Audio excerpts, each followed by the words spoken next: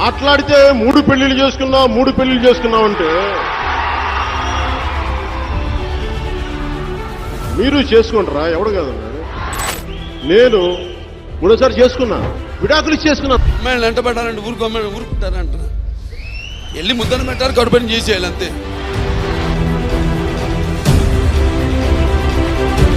ఆ ముగ్గురికి మహిళలంటే చిన్న చూపు.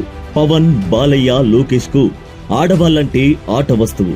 కానీ ఇప్పుడు ఆ ముగ్గురికి మూడినట్లే, వారి సీట్లు చిరిగినట్లే. ఎందుకంటే నారీ శక్తి దెబ్బ ఏంటో రుచి చూడబోతున్నారు. పిఠాపురంలో పవన్ కళ్యాణ్ మీద వైసీపీ తరపున వంగా గీత గెలవబోతున్నారు. హిందూపురంలో బాలకృష్ణ మీద బరిలో ఉన్న టిఎన్ దీపికకు ప్రజలు బ్రహ్మరథం పడుతున్నారు. లోకేష్ మీద మంగళగిరిలో మురుగుడు లావణ్యను విజయం వరించబోతోంది. దుష్ట శక్తుల భరతం పట్టేందుకు ఈసారి నారీ శక్తి విశ్వరూపం చూపి